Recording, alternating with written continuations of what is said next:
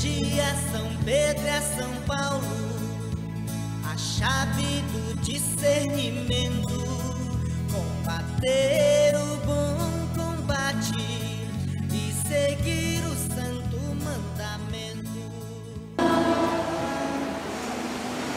O Senhor esteja convosco. Proclamação do Evangelho de nosso Senhor Jesus Cristo, segundo São Lucas. Aconteceu que num dia de sábado, Jesus foi comer na casa de um dos chefes dos fariseus, e eles o observavam. Jesus notou como os convidados escolhiam os primeiros lugares. Então contou-lhes uma parábola: quando fores convidado para uma festa de casamento, não ocupes os primeiros lugares. Pode ser que tenha sido convidado alguém mais importante do que tu, e o dono da casa, que convidou os dois, venha te dizer: dá lugar a ele. Então tu ficarás envergonhado e irás ocupar o último lugar. Mas quando tu fores convidado, vai sentar-te no último lugar. Assim, quando chegar quem te convidou, te dirá: amigo, vem mais para cima. E isto vai ser uma honra para ti, diante de todos os convidados. Porque quem se eleva será humilhado, e quem se humilha será elevado. E disse também a quem o tinha convidado: quando tu deres um almoço ou um jantar, não convides teus amigos, nem teus irmãos, nem teus parentes, nem teus vizinhos ricos, pois eles poderiam também convidar-te, e isto já seria a tua recompensa. Pelo contrário, quando teres uma festa, convida os pobres, os aleijados, os coxos, os cegos. Então tu serás feliz, porque eles não te podem retribuir. Tu receberás a recompensa na ressurreição dos justos. Palavra da salvação.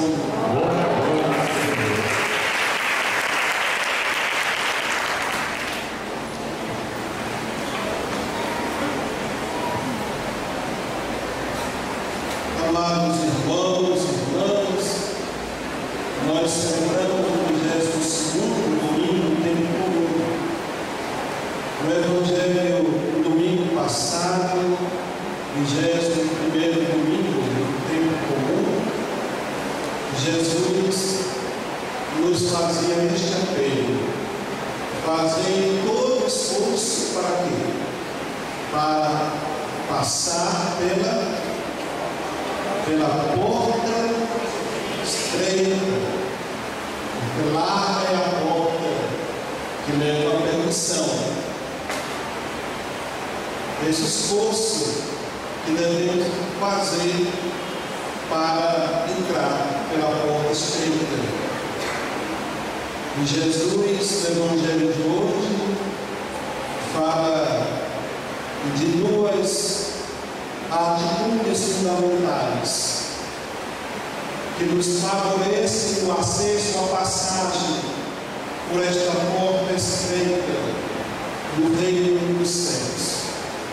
O Evangelho nos fala da humildade e também do serviço desinteressado, gratuito aos irmãos e irmãs. Assim a porta, ela é estreita. A porta ela é feita à medida do Evangelho, não à medida de cada pessoa.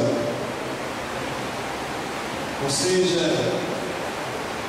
o Evangelho não deve se adequar a nós, pelo contrário, nós nos empenhamos, devemos nos esforçar para nos adequar às exigências do reino, do Evangelho anunciado por nosso Senhor Jesus Cristo.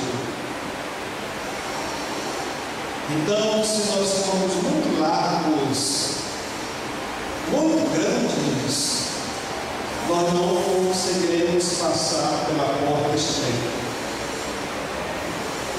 Às vezes, nós queremos ser muito largos. Entendamos aqui a largura e a grandeza, o sentido do orgulho, da autossuficiência daqueles que naquela refeição observaram por Jesus, corriam para ocupar os primeiros lugares. Jesus nos ensina: quem se eleva será humilhado, e quem se humilha será elevado. De acordo com a primeira leitura, realiza teu trabalho com mansidão. À medida que fores grandes, tenta ser pequeno, ou seja, deverás praticar a humildade, porque o Senhor é glorificado pelos humildes. Então, este é o exercício, se quisermos, a ginástica espiritual que nós temos que fazer para vencer essa obesidade. As gorduras que nós devemos nos livrar: a obesidade, o orgulho, da arrogância, da prepotência, da autossuficiência. Nós precisamos renunciar muitas coisas e nos fazer, nos reconhecer pequenos para termos acesso ao reino de Deus. Esse convite do Evangelho de nosso Senhor Jesus Cristo para nós.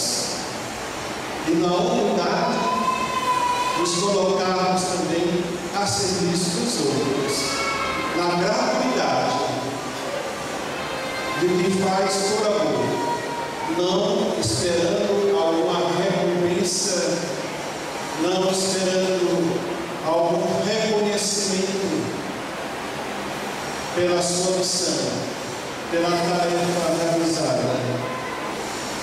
Meus irmãos e minhas irmãs, este é um caminho que nos leva, que nos conduz a passar pela porta estreita. O caminho da humildade é o caminho da gratuidade.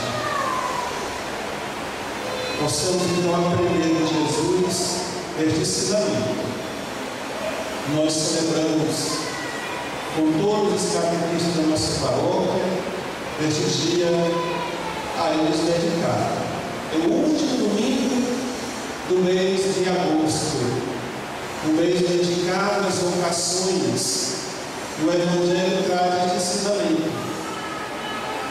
Seja catequista, seja padre, seja religiosa, ou pai ou mãe de família, tudo que quiser, faça com humildade, não buscando vaidade, glória pessoal, envaidecimento pessoal. Tudo tem que ser feito na simplicidade das coisas, do amor e da misericórdia de Deus revelada para nós em seu Filho Jesus Cristo. Como nos ensina a primeira leitura, nos humildes, nos gestos, nas atitudes, pequenas que Deus é glorificado. Então esta é uma luta que nós travamos, uma batalha em nosso interior, para que tudo que façamos na igreja seja para Jesus, o façamos na humildade, no amor e na gratuidade. Isso também para os catequistas, mas que vale também para todas as outras vocações, para todos os outros ministérios e serviços da igreja. Amadas catequistas, vocês são chamados por Deus para esta missão na igreja. O catequista, a catequista é aquele que pega na mão de cada criança por mais de um ano e faz com ela um percurso até o encontro dela com o Senhor na Santíssima Eucaristia. Esta missão tão bonita. Todos nós um dia fomos catequizandos. Todos nós tivemos nossos catequistas e guardamos com saudade na memória essas pessoas que marcaram para sempre a nossa vida, porque nos introduziram, nos iniciaram na fé. Você lembra do nome da sua catequista? Quem foi o seu ou a sua catequista?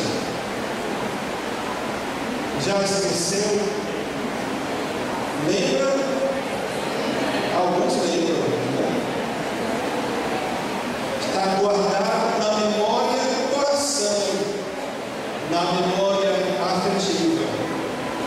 Porque assim como elas nos marcaram, vocês marcarão para sempre a vida destas crianças, desses jovens ou adultos, daqueles a quem nos foi confiada essa responsabilidade, esta missão. O catequista ou a catequista não é aquele que simplesmente ensina alguma coisa da igreja, a doutrina da igreja, ou as coisas da fé, da religião, mas alguém que marca, que ensina com as palavras, deve ensinar com a própria vida. A catequese não é uma aula a mais cansativa, a aula de sábado ou do domingo para a criança. Não pode ser, mas uma atividade exaustiva, cansativa, rotineira. O catequista, a catequista é aquela que transmite uma fé. Por isso deve também ser um testemunho da fé. A criança, o jovem, o adolescente, deve ver em cada catequista uma pessoa de fé, uma pessoa que ensina aquilo que realmente ele acredita. É um testemunho convincente, que comove, que arrasta, que gera adesão neste segmento de Jesus Cristo. Não é somente passar uma teoria, um conhecimento. Eu tenho que passar uma fé. Eu tenho que transmitir aqueles conteúdos sendo o primeiro a acreditar naquilo que eu ensino. E quanto possível, o primeiro a praticar aquilo que eu ensino. Por isso que é importante, por isso que é especial a missão catequista na paróquia, na igreja, na comunidade. Fazemos isso com humildade, de que nós somos sempre alunos na escola de Jesus. Nós nunca estamos totalmente formados. Por isso que a gente tem que aproveitar, valorizar todas as iniciativas de formação,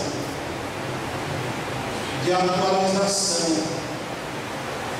porque tudo que a gente sabe da fé de Jesus Cristo ainda é pouco.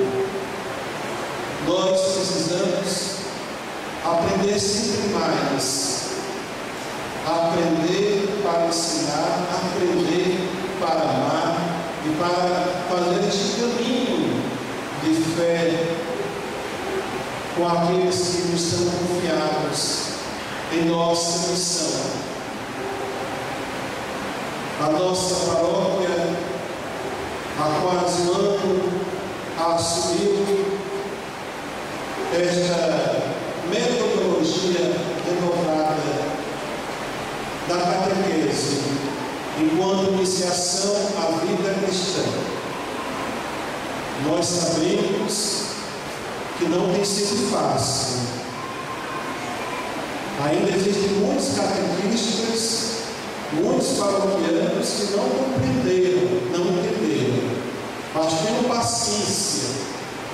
O importante é não desanimar, é se abrir à novidade, aquilo que a igreja propõe, para que a iniciação à vida cristã seja suficientemente profunda e sólida, não apenas para o sacramento da Eucaristia, mas para a vida inteira daquela pessoa, daquela criança, daquele adolescente. É isto que deseja esta metodologia da iniciação à vida cristã, que seja o começo de uma vida toda do seguimento a Jesus Cristo, procurando abraçar as exigências do Evangelho, na humildade, na gratuidade, para também que a porta do reino lhe seja aberta. Para sermos acolhidos no reino, primeiro devemos acolher o reino em nós. À medida que vamos deixando o reino, os ensinamentos do reino entrar em nós vamos renovando a esperança de que nós também entraremos um dia neste reino definitivo. Louvado seja nosso Senhor Jesus Cristo.